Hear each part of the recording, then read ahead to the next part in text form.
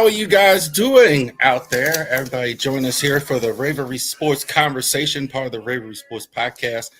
Like and subscribe to all of our social media content.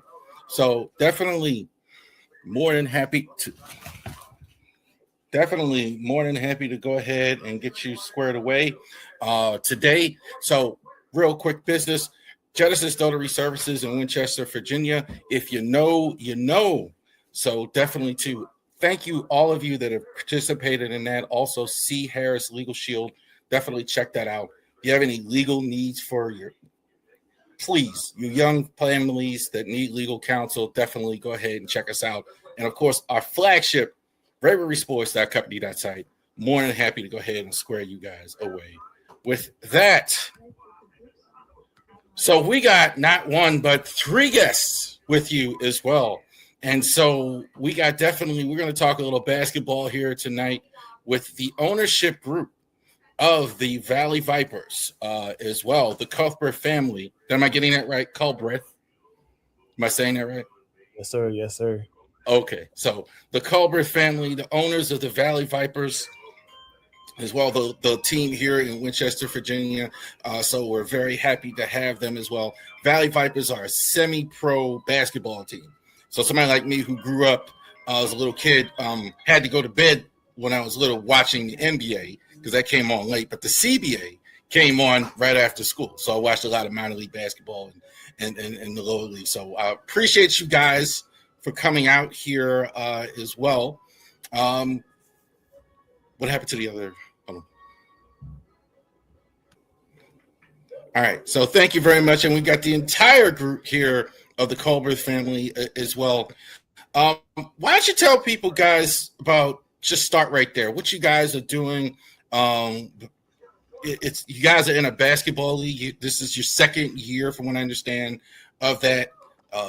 Tell us about what you guys are doing. You can start with the ladies first, of course.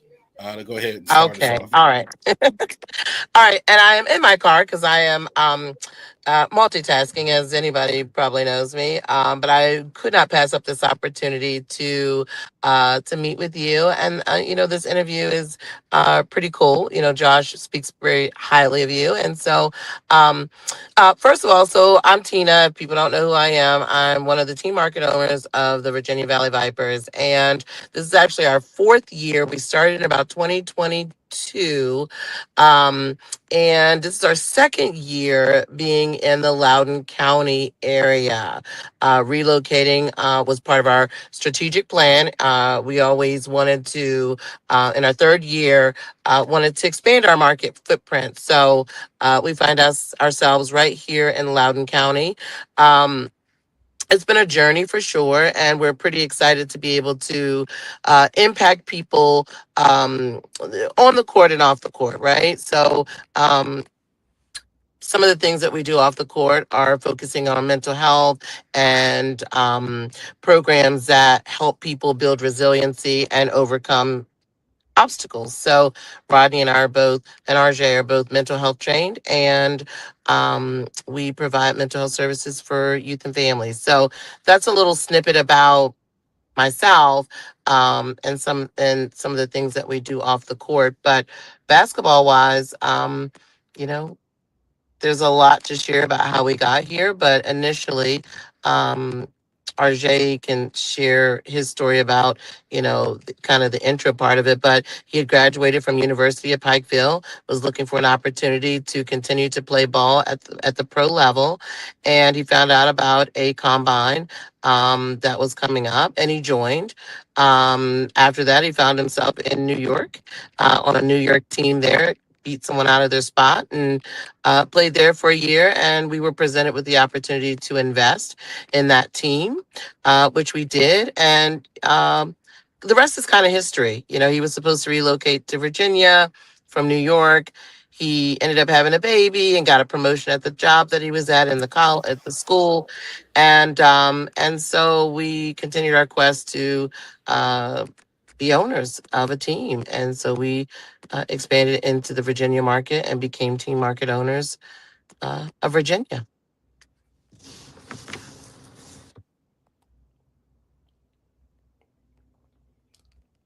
think you're on mute. You're on mute. Sorry about that. Thank you, sir.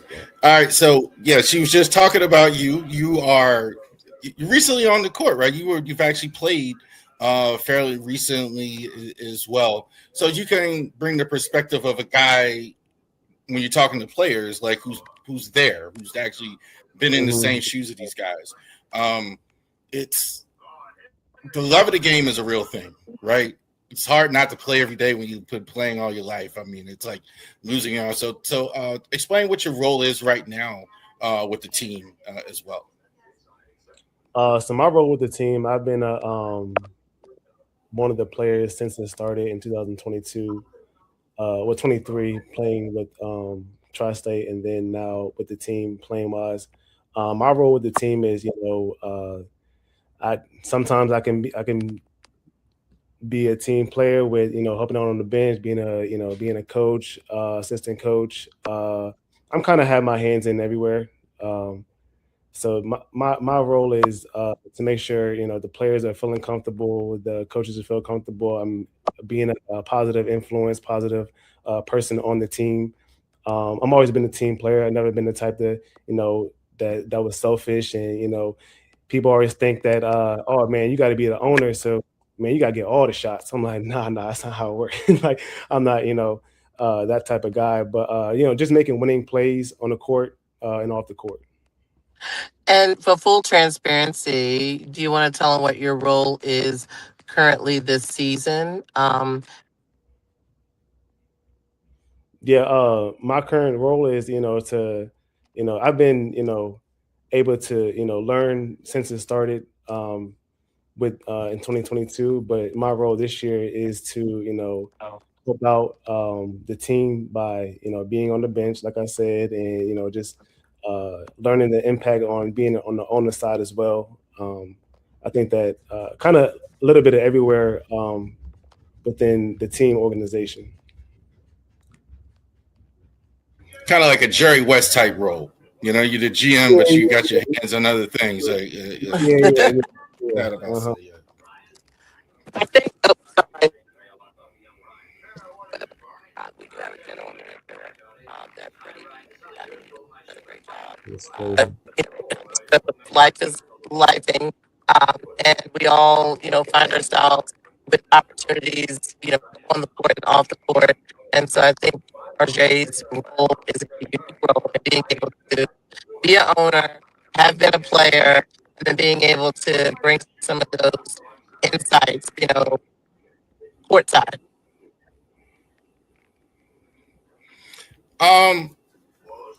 You kind of answered a little bit already, but the obvious thing that I want to ask you guys now in Purcellville, right? Now, some of you who are watching this with Baltimorean. I'm sorry, go ahead. Somebody has static. I don't know. I think it's you, Mo. Oh, okay. Sorry. Yeah. No. All right. So thank you very much there as well. And you were talking, Arz, about your role as a player. You're doing many different things for the organization. You think this will broaden you in terms of having a long career in basketball as far as like this, because you see teams now, several different hats that you're wearing as like that. Do you think that'll help you going forward as broaden your role as basketball? Yeah, I think it definitely would increase my role on having a different view on things. I think having different point of views on role situations and having an open eye on, how, because just being a unique player in the previous years, and then also now kind of taking more of the being in the ownership role and trying to, play a development type of thing where, I think it's going to help me in my career overall, because it's always been bigger than just playing basketball. I've always wanted to, have a different outlook on, how to expand my horizon on, just the ball without having to dribble the ball or shoot the ball. Yeah. It's good also to see opportunities that other guys, rookies, and get that opportunity to foot in the door to help them get to as well. You guys moved. You mentioned it a little bit, moving from Winchester to Purcellville, right? That's about, for those people that don't know, that's a big distance to people who live here. Maybe not in real life, but a big distance to people who live here. What went into you guys' decision? The biggest factor to go ahead and say, "Hey, we're going to go to play at Patrick Henry College in Purcellville as opposed to in Winchester."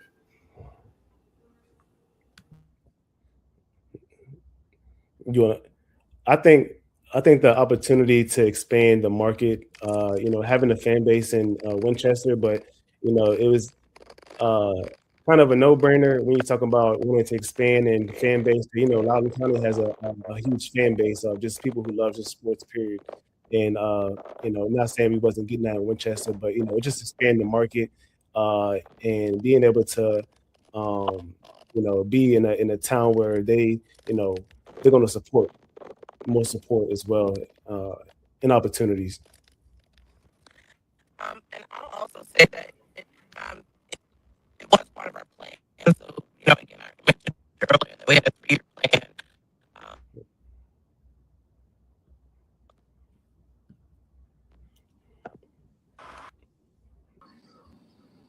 All right, so and we were just talking about that moving to Winchester, moving away from Winchester into Purcellville, bigger market, a little bit more higher income, etc. As far as that goes.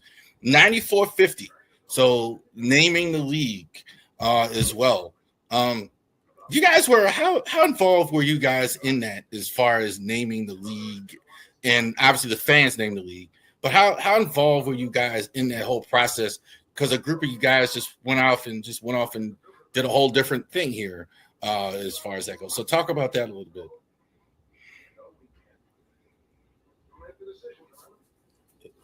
Mute.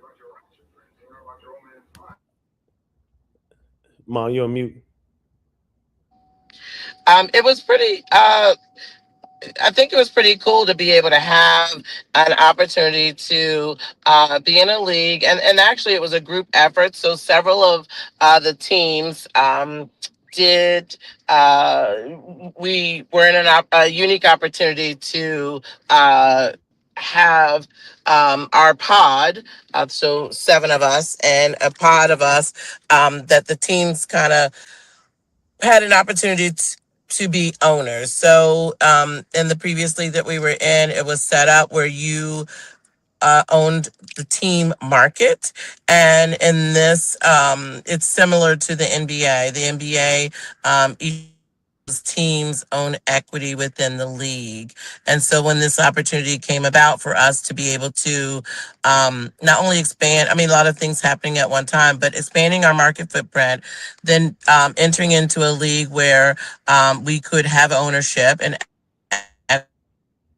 naming league of the league with group effort, and we thought it would be unique to be able to have the fans, supporters, players, everyone involved kind of submit a name that would represent what we are as a league. And so the fans had a lot of fun with it. I think there was like 300 and something names that were presented, anywhere from League of Dreams and Hardwood Elite, several different names. So with that being said, it was kind of fun, and now we are 9450, which was selected by a fan. And 9450, for people that don't know, 9450 is the actual dimensions of the court. You'd be surprised. We talked about it pre-show how many people didn't know that. Like when I brought that up, it's like, it's 9450. That's the basketball court. 94 feet. I heard the Pistons years ago would always talk about defense 94 feet. That's why I learned the dimensions of the court. Defense 94 feet. Okay. Yes. You're working with Ed Corporal, who's had some success in Frederick before. Looking at what he did, I was a little surprised that he was available as well, that you guys were able to get him. Derek Lewis, I think I told you, one of my favorite players in the history of Maryland basketball growing up. big Derek Lewis fan as well. So you got good coaches there as well. What's it been like for them going through this transition? Because they've been going in it with you. I mean, they got to do the hard job. I mean, I think it's nothing harder than coaching in basketball, like getting players to play. Yeah, and the whole selection process as well. Rodney, did you have any? Um,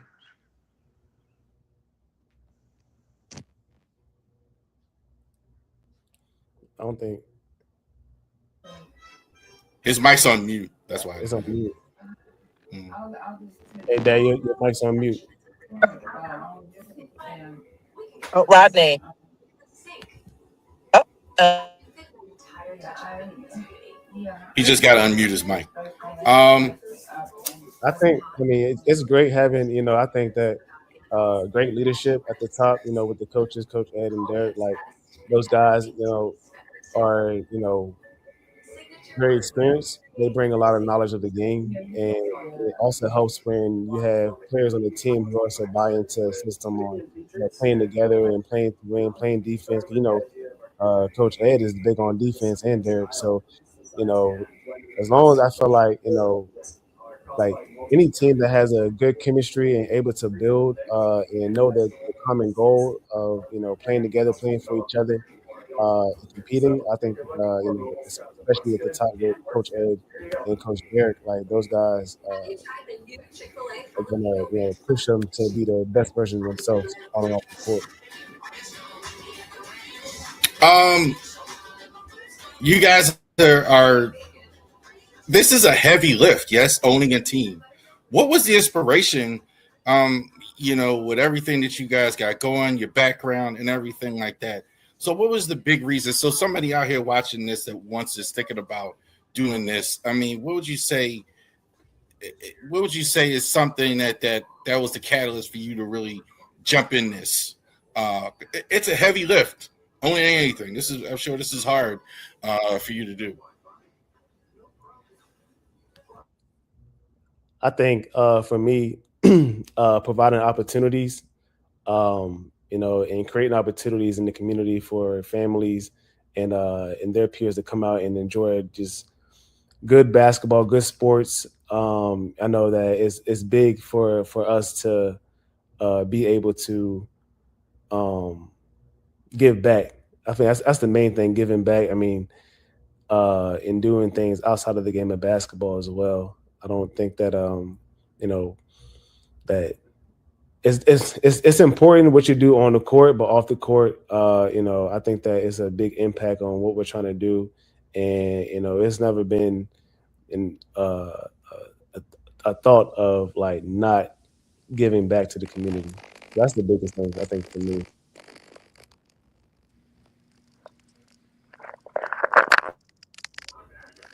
I can hear you now. I thought we could hear Rodney there as well. Working with young men as far as players nowadays, how is that nowadays as far as working with young men as far as they are as players compared to 10 years ago? So how is it working with young men as far as in general? What's the state of like the young players today? I think that working with, because everybody has their own journey, their own experience, and how they grew up, and and it's unique, and it's good to know like somebody's story, what they've been through and what their goals. But no, for me, I think that it's important to kind of know exactly what you're getting into, and helping that person become the best version of themselves.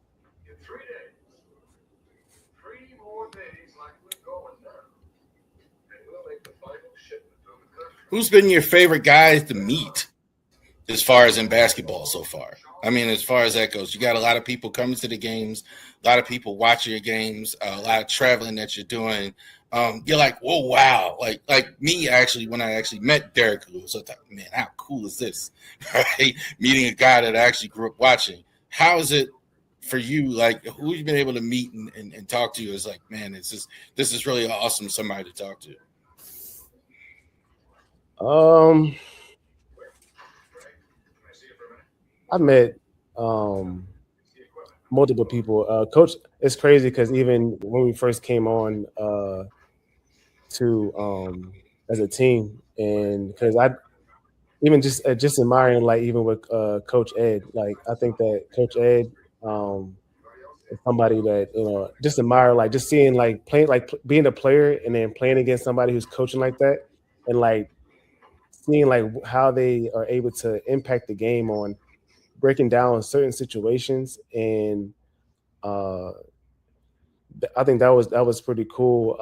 We had Coach Lester, and we had Rob Sampson. So even them coming to one of our practices and all that stuff, like that was amazing too. Ralph Like, Sampson? yeah, Rob Sampson. Oh yeah. That one of the greatest play. You talk about the era that Derek Lewis played in. You talk about Ralph Sampson, um, one of the best players that never was, as well. Like Keem Olajuwon, multi-time Hall of Famer. When he came in the league, Ralph Sampson was just about as good as he was back then. So yeah, it was an interesting player there as well. Where we were talking about here a little bit off camera here. I had a little technical issue, so we're back on camera here. And the community outreach that you guys are doing the research. I was saying, like, you guys, even during this interview, you guys are busy moving. So when I was doing the research on you guys, that's kind of what I saw. Like, you guys have got your hands in multiple different things, so running a team and only team, I think it's the way I gather it seems like it's part of a ministry for you guys, part of a larger ministry that you guys have to help young people. Would you say that that's a fair thing to say, that that's what you guys are doing here? Oh yeah, I would say definitely that's a fair thing to say. I mean, you kind of combining a lot of the things that you do in your actual life into the other things that you're doing in your other life, in the sense like they kind of come together. It kind of fits in a way, even though they're different things. It fits. And a lot of things when working with young men and people pursuing their dreams, and there's always these hiccups and things like that, so you kind of can understand that. And running the team is so different than the actual stuff you do in your job, um, because there's so many moving pieces with that. Like, people may seem like, wow, this all looks good, but Mm-hmm. behind the scene, there's a lot of work going behind there. There's a lot of trials and errors and a lot of things that is happening. And each year, you're just trying to get better with that. Just like when you're working with people, and you just giving people better tools and things so they can rise above anything that's actually going on. So it's like something it's sports on one hand, basketball on one hand, but then it's off the court, because everybody have things that's going on in their lives. And we try to just bring the best of both worlds together and helping these young men, and when it comes to the basketball, and helping people who they're not doing basketball, but they're just trying to get through life, daily things in life. So you're just trying to make that it's bigger than the game. It's life, it's just simply life. It's all the way around. It's life.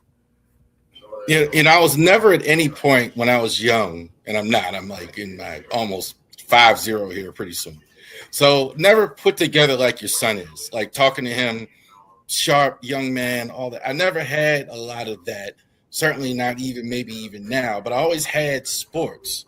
And so I think I can see the correlation. Okay, basketball is the vehicle to go ahead and minister to these young people as well. Some of them may not play in the NBA. Some of them might. I mean, obviously that's the idea.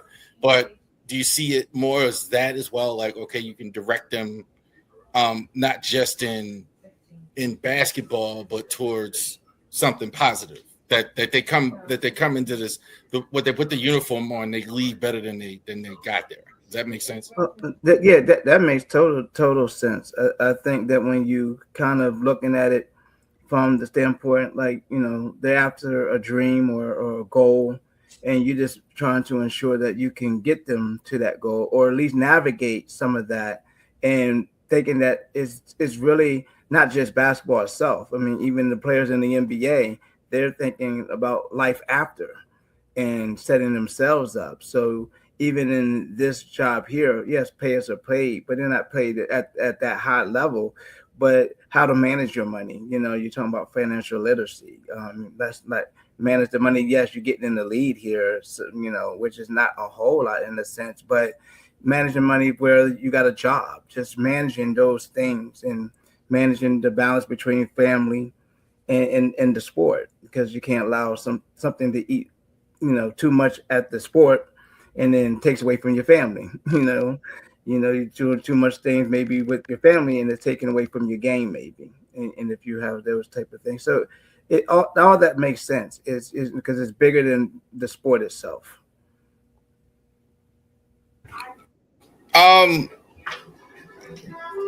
Guys, you guys are working in the community here as well. Working with drug counseling. Is that correct? Did I get that right? That's what you guys are doing, working with people that, that are coming out of prison. Working with peers. Basically my job in a sense, I work with people that's coming out of jails, rehabs, and maybe they didn't come out of those places, but they're struggling or they need help and support. So we give support and try to get people on, like I said, on track, trying to get people the tools that they need to navigate life, because life sometimes is roller coaster. Life sometimes doesn't go as planned, and the same thing with the sport. All right. The Slave Within, Born into Blackness. Tell us about that, man. How the I'll just let you rock with it, because I'll say my own interpretation. You tell us. You tell us for the people watching. Oh, I mean that book I wrote a long time ago, but the vision of that book was just a young man trying to find identity with himself, and the community. And within that, the book kind of takes him back to a point where he wakes up and do a dream thing, and he's basically dealing with the enslavement of people, which is his people. And he kind of realized that through a teacher, what it kind of means, what that means to him, and what does that legacy kind of trickle down to young people or to another generation hundreds of years later, because sometimes he still had that kind of the mindset, like while we was kind of stuck still in this mindset. And he kind of felt that with a teacher. But the funny thing about that whole book thing, the teacher is actually, she's mixed, but she's actually Black, but she's passing as white. And her husband, the person that she married, was a racist in a sense, and her father. Explain what that is a little bit. I don't think some people understand that. Where there were there was a group of my father would always talk about that. There were Black people that would try and pass, right? If they were really light skinned, and they would go through life and people didn't know, or that's what kind of conking the head and all that stuff came in. Yes. And that was the kind of really telltale of that book in a sense, because she was going through her own identity crisis and realizing what her father had went through, and that her husband hadn't even met her father, and because she was passing as white. And, and a lot of young people don't realize that, some people chose that over being treated, a different way. They rather pass as white. So in the book, it kind of just these two people having these two different things of identity crisis and trying to piece those things together. So that's how the Slave Within came about, and was about when, as he was going through that journey, he was just realizing how the mindset was kind of still there, and he was trying to rise above that and could become his own person. While he had to write this book on the founding fathers, that he had to talk about his own founding fathers in the sense of the people that his shoulders he stood on. So that's how that book came about. And this question is more for both of you here. How much of these type conversations are important to have in your locker room? Would you say, as far as having a team be successful? You guys are off to a decent start here. I see a 3-1 start. But how important is it for the true team aspect? I talked to he was saying he wants to be a team player. How important is this in terms of the success of a team? I think that's always success of a team. It's how you gel together. I mean, how you go through the battles together, and every game is always going to be a test of that bond, of that. Am I still a team player if we lose? You know what I mean? Am I still that? If I didn't have a good game, am I still a team player? And somebody else might be having a good game, and those all fall with the lessons just in life itself. You know, if I'm having a bad day, do I just take it out on people, or do I know how to handle that? How do I communicate that? And the biggest key is just communication. I think with this basketball team, what I'm seeing so far is really the communication on the court, communication from the coach down to the players, and I'm seeing that in the locker room. You know, when they do get down, how do you can get yourself together? And if you happen to drop a game here, how do you regroup? How do you come back? And not placing blame or anything, but how do you move on to the next thing? And I think that's the biggest challenge for any team. It's almost like a musical group. If the group ain't gonna be satisfied with each other, now everybody's trying to go solo, you know. So I'm not seeing that, and I'm seeing a new addition. The new addition. Break up 8 times, still can't.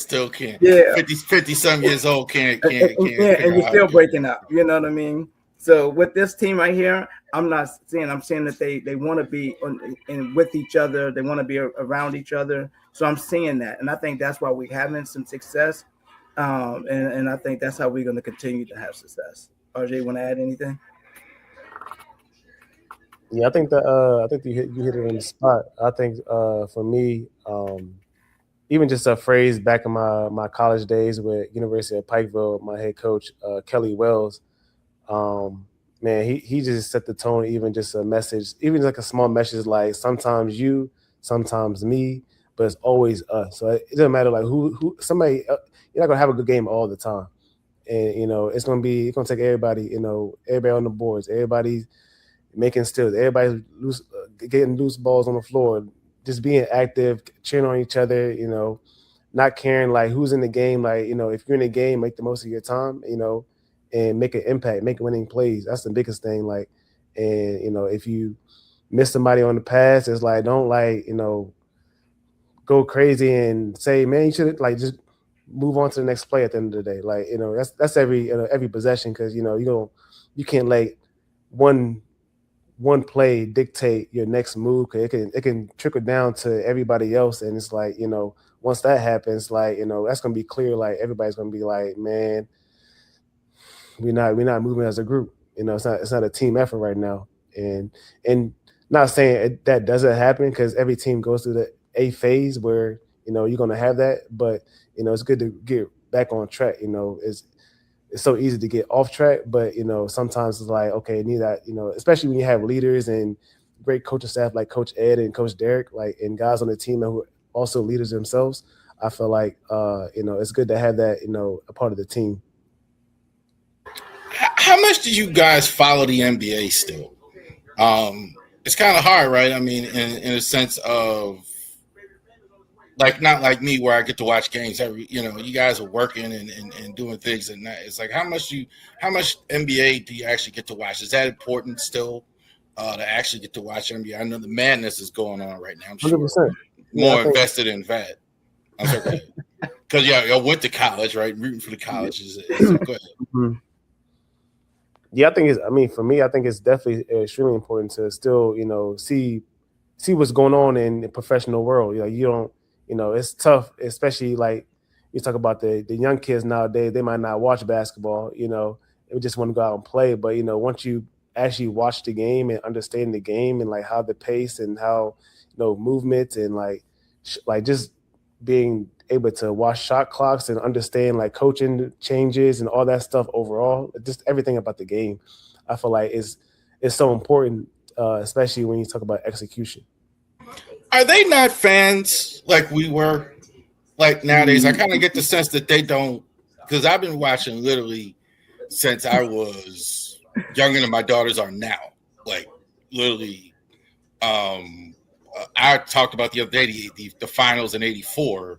And I was only like 8 or 9 years old. So like, do kids do that nowadays? Like really watch like to that level? I think a lot of kids like I think because it's so different now. The game has changed a little bit in the sense, but I think kids should watch it more because if you see how the NBA is changing, it's evolving more to a European kind of style to me in the sense of you see a lot of successful players are coming overseas being really successful in the NBA. So I think it's very important that I watch it in the sense, not, for that piece, and then just the piece on how teams are run, how teams are managed. Because you got to think about it, Michael Jordan, when he sold his share in 2023. So there's not a lot of black owners or black owners at all in any professional sport. And, so it's kind of when we're walking around, it's like, you're trying to get a feel because people it's not seen, and the only reason you with Michael Jordan, because that's Michael Jordan. But when you had what Bob Johnson was running the team, nobody really paid attention to Bob Johnson for real, in a sense, because he was just the guy for BET. You know what I mean? So I think that I watch the game for just several reasons. First, the game for players and see how players are developing in the league that we're playing in. I watch it for the standpoint of how teams are being run, or even following, like how decisions are made, and how do you kind of take over a market and make it not just your own, but community wise, the buy-in, so I think you're right. A lot of kids are not watching the game in the sense of how the game is really being played. That's why you see in the draft every year come around, there's like 14 foreign players are chosen. And you're like, wow, this guy played at this school for this many years and blah, blah, blah. And then he got picked over him because the game is, I think, evolving and it changed. Nobody's not dribbling around. People cutting, moving. This game is just played differently. So I think if any young person. Who's the best player right now in the league, would you say? I would say Ant-Man, and I like my guy. I like the Spurs, so I like Wemby.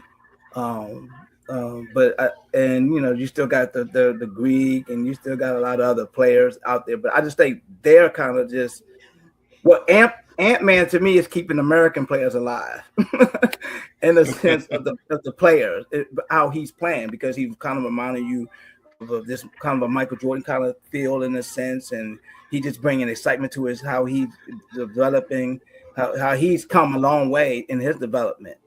And I think people, to me, he's keeping Americans alive. To me, that's how I kind of look at it, because you start watching his game just a little bit. He kind of plays with the European kind of style he wants to, but he knows he can play out of pocket. So I think that's probably the two guys I kind of point to. And let me ask you the same question: who's right now at the top of the food chain in the NBA? I would say that I wouldn't just point to just one player. I feel like there's a lot of different players that that can impact the game.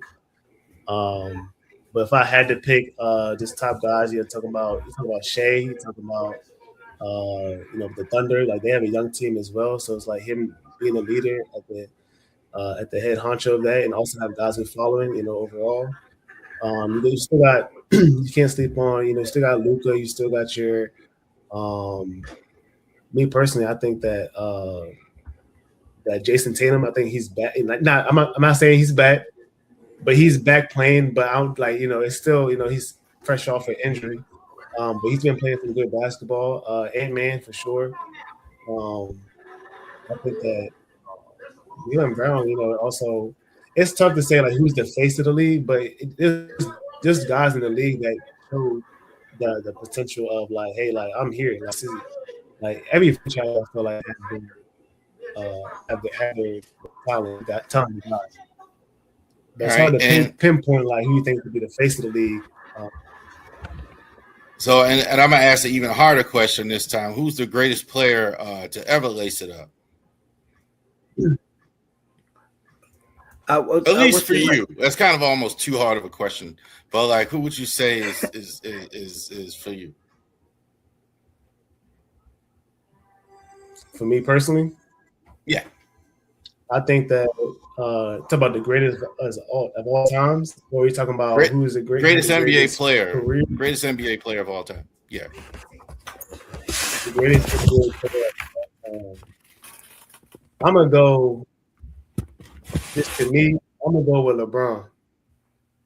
I'm gonna go with LeBron because you're talking about not listen, MJ, it's there, you know what I'm saying? But I think that, you're talking about if I always go back to this question, like people ask that, like who's the greatest of all time, like who would you I always go back to, if you was an owner, who would you start your team with, and impact wise, like, especially at that young.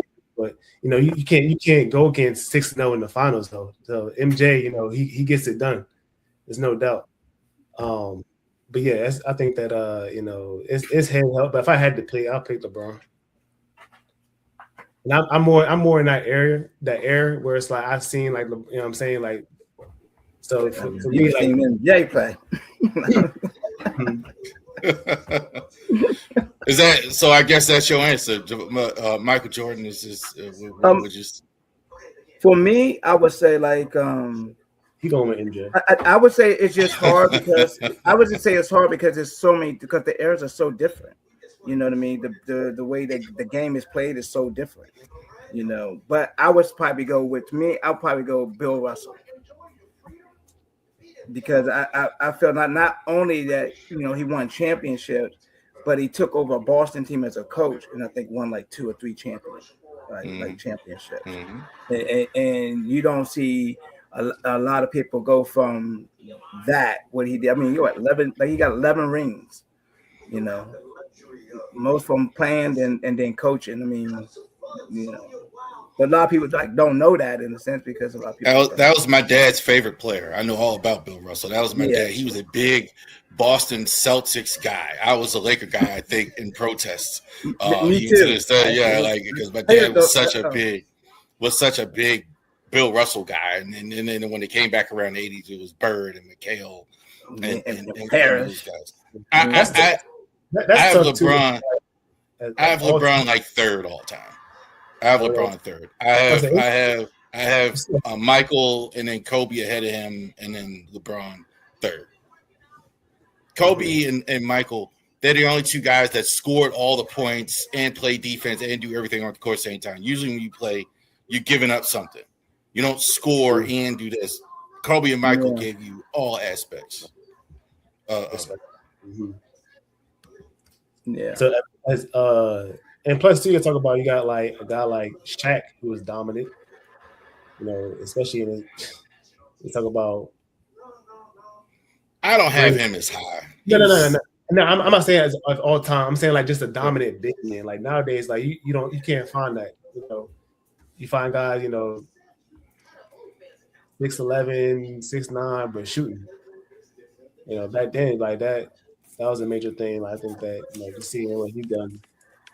But yeah, I had to go with LeBron. All right. So can you hear me, Miss Tina? I can hear you. All right. Awesome. So we were talking about who are the greatest players of all time. Got exactly what we wanted. 2 different answers. Younger person saying LeBron, grown man there saying it was MJ there. But I did want to talk to you about the I'm Just Me movement. That's what I kept seeing when I was researching you and all the work that you're doing as well. I saw you had a podcast and all the work that you're doing in the community. Tell the people about that, all your work, how this is also seems like it's a ministry for you here with the Vipers. Well, definitely. I mean, the fact that we're all mental health providers and being able to impact people in a way that improves their lives, helps them build skills, just being able to bring that piece of what we do into the basketball. But, I mean, again, I heard Rodney earlier today. I'm sorry for my technical difficulties, but I heard Rodney earlier today talk about it's more than basketball. It is about mentality. It is about feeling supported and being supported. And we know that there are people in our community that may not have the skills to give because they didn't learn them. And, as a society, making sure that we do our part to make sure that people are supported and can do the things that they need to do, their personal goals and taking care of their mental health. So, the whole movement started about 12 years ago, and, we're impacting lives and making a difference. So, I mean, those things at the end of the day are important, just as important um, in the work that we do. Right. And I have 3 daughters. I feel like a lot of young people are really struggling in a way that are different than when I was coming up. So I really think it's important. These other things, these other vehicles that you guys have, that you guys are doing. Is she still there? I think she went out again. Oh yeah, I could kind of pick up where Tina kind of left off. You know, it's I'm just mean movement is really, you know, really that mentorship. Like you said, a lot of young people are struggling a lot with a lot of different things that are going on, whether it's in the world, whether it's in your neighborhood, or just in the community itself. So when you talk about the young people, a lot of people are affected by different types of trauma and things that have happened to them. So I think it fits right into, like Tim was saying, with the Vipers, because we are big on mental health. We are big on ensuring that our guys are okay, and those things. And I think that sometimes people, it's okay not to be okay.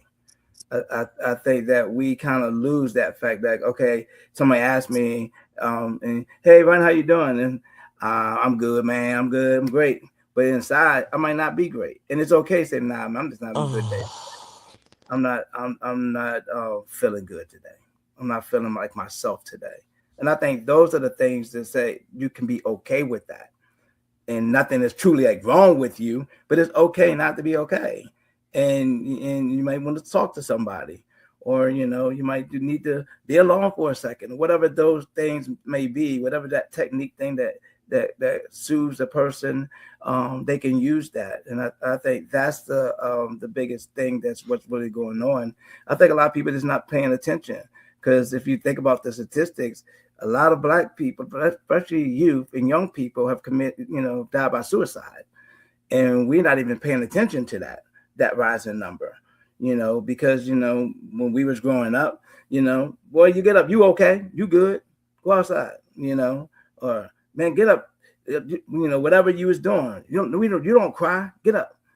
And so we're starting to learn that it's okay, that you can cry, you can express yourself, you can be yourself. And I think once we can understand that, and that's how this really, with I'm Just Me Movement being our charity of choice, because we want to make sure that our people that play on our team, that they're okay.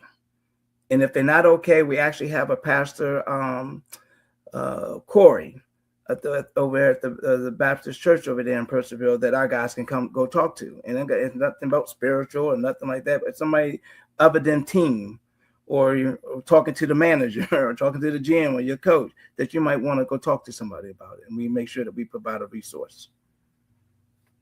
All right. Awesome. All right. So I just want to take you guys, and I just want to thank you guys for taking the time here with us here on the RAVORI Sports Podcast. One last question here. Where do you guys see this going?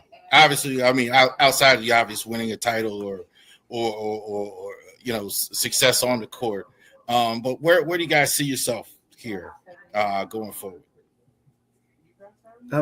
We see ourselves being embedded, in Loudon, and growing, and becoming something, like I said, basketball, but bigger than basketball at the same time, being an ecosystem of sports and a destination there. So that's where I kind of see us going in the future, and doing even better and bigger things. I'll ask you the same question. Reese?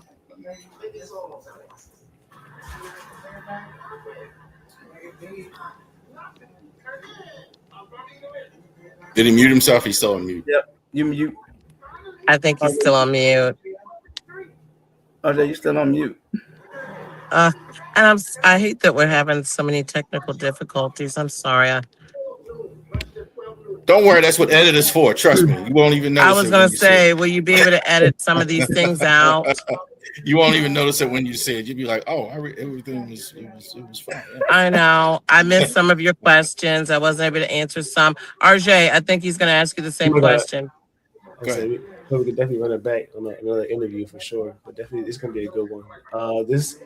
I think um, the goal is to just continue to make an impact, in the community, be certified in Loudon as a professional basketball team, and be able to uh, create opportunities, not just basketball for the athletes, but even just commentators. Provide a big. I think that it can be even dance teams. It can be Internships. We currently have interns that have joined us.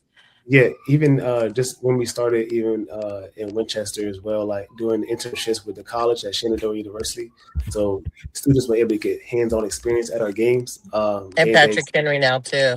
Now at Patrick Henry, we're able to do that as well. So just continue to make an impact and help those people build their resumes to continue to do what they want to do in their career.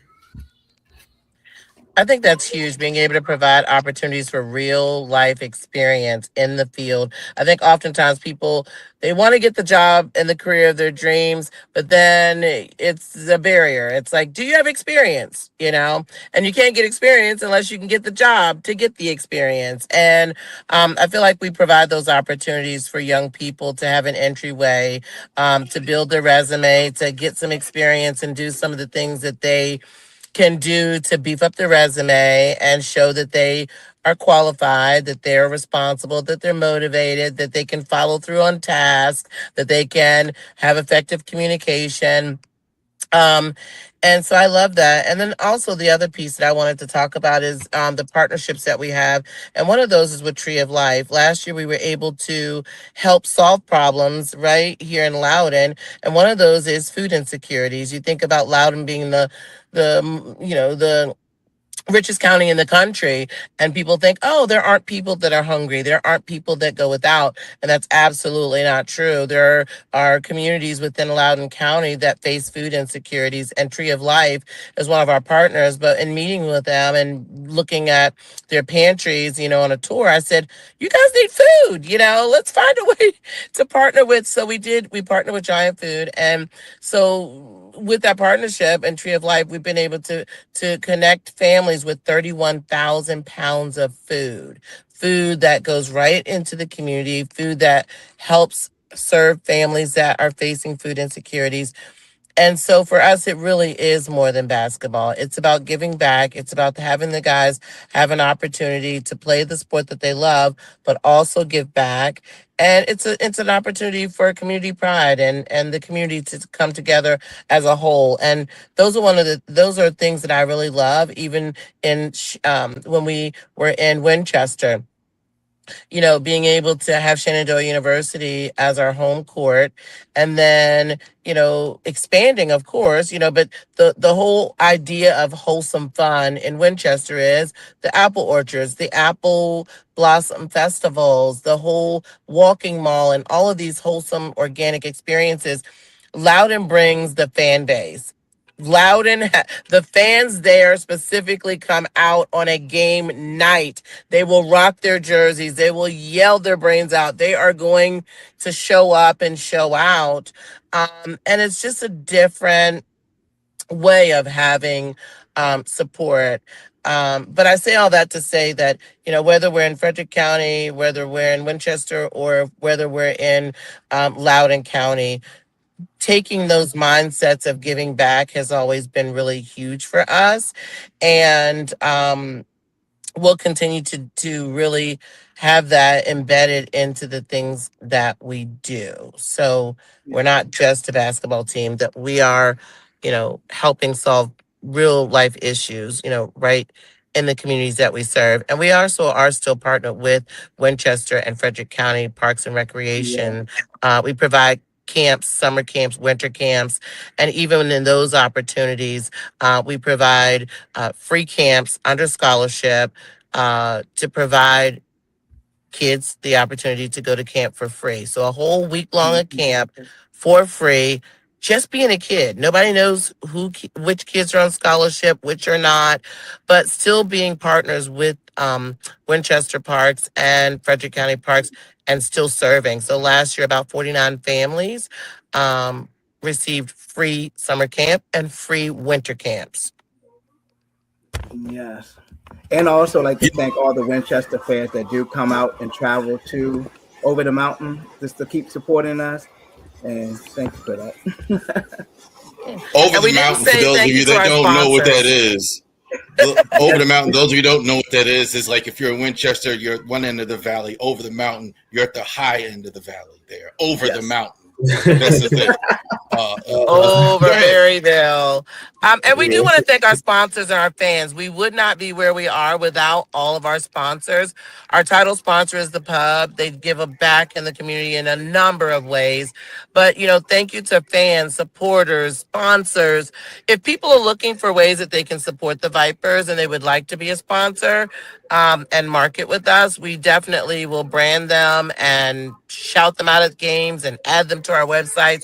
But, we wouldn't be able to do all that we do without our sponsors. And I will say that I think we make it look easy. It's not as easy as it looks. There's a lot of moving parts, and we wouldn't be able to do all of that. Yeah, we wouldn't be able to do it. It's a team effort. But it's a community effort. It's a team effort. And Miss Tina, you had some technical issues, but that was strong at the end. So that's what the people were about. That was really, really strong stuff at the end. We appreciate it. Thank you, guys. Thank you for having us. It was honor meeting all of you guys, the Calbreaths family. Definitely too. Check it out. Valley Vipers basketball. Definitely too. 9450 League is on YouTube. If you haven't checked it out, you could go ahead and subscribe. Game Patrick Henry College in Purcellville. If you haven't, go ahead and check it out as well. So thank all of you guys for watching. Like and subscribe to all of our social media content here on the RAVORI Sports Podcast. You guys have a great day. Thank you. Check